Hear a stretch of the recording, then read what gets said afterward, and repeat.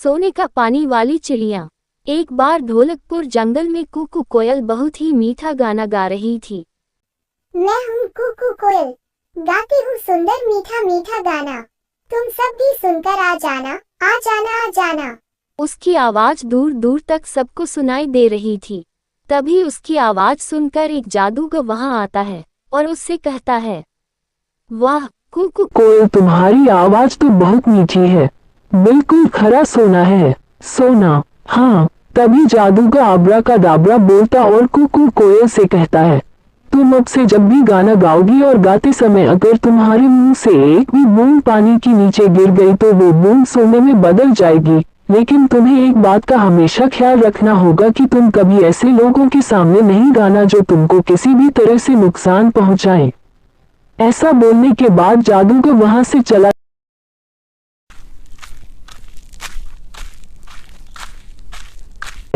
इधर कुकू कोयल फिर से गाना गाने लगती है। तभी वहां पर चंपा लोमड़ी आती है और वो कुकू कोयल का गाना सुनने लगती है। गाना गाते गाते कुकू कोयल के मुंह से पानी गिरता है। पानी के नीचे गिरते ही वो सोने में बदल जाता है। चंपा लोमड़ी अपने सामने सोना देखकर बहुत खुश हो जाती है और झट से सोना उठाती है। फिर वहां से बहुत तेज दौड़ लगाते हुए अपने घर पहुंचती है।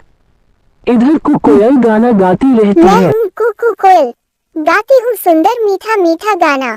तुम सब भी सुनकर आ जाना, आ जाना, आ जाना। तभी वहां पर एक शिकारी आता है। शिकारी पेड़ के नीचे बैठकर कुकू कोयल का गाना सुनने लगता है। कुकू कोयल गाना गा ही रही थी कि फिर से उसके मुंह से पानी नीचे गिरता है। मुंह का पानी नीचे पहुंचते ही सोने में बदल जाता है। अपने सामने शिकारी सोना देखकर बहुत खुश हो जाता है। वो झट से उसे उठा लेता है। तभी शिकारी फिर देखता है कि ऊपर से पानी की एक और बूंद गिरी जो सोने में बदल गई।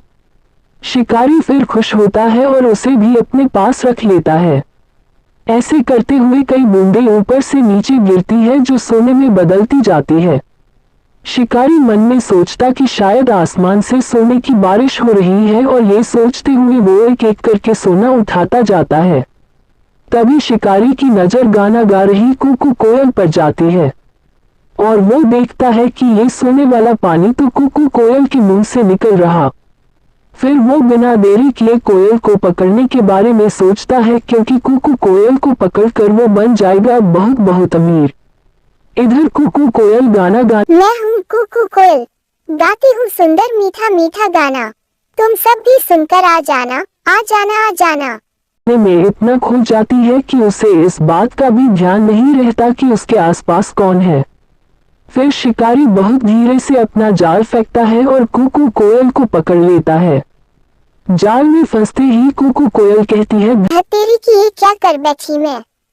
जादूगर ने कहा भी था मुझसे कि आपने आसपास के लोगों से बचकर रहना। अब देखो मैंने अपनी लापरवाही के चक्कर में क्या कर लिया, जाल में फंस गई।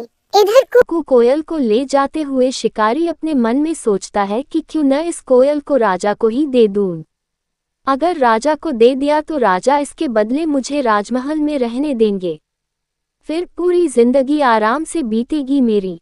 हाँ, यही सही रहेगा। ऐसा सोचते हुए शिकारी राजा के पास पहुंचता है और उसे सारी बात बताता है। राजा कोयल को लेने और उसके बदले शिकारी को अपने राज्य महल में रहने देने की बात मान जाता है। तभी वहां पर राजा का मंत्री आता है और उससे बोलता है कि महाराज, ये शिकारी झूठ बोल रहा। आपने कभी सुना या देखा भी है क्या किसी चिड़िया के मुंह से सोना निकले? भाई मैंने तो नहीं देखा।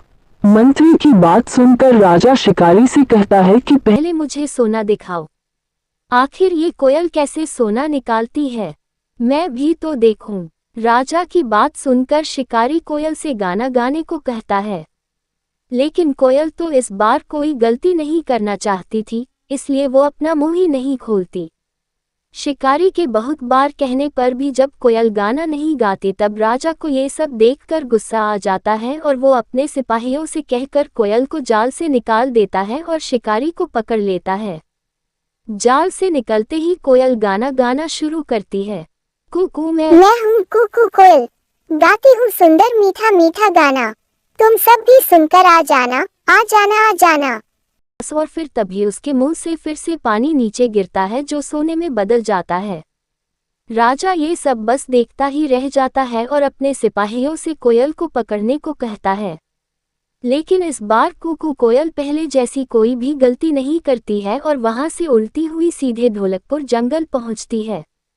मोरल इस कहानी से हमें ये सीख मिलती है कि हमें हमेशा अपने बड़ों की बात माननी चाहिए, साथ ही हमेशा सतर्क भी रहना चाहिए।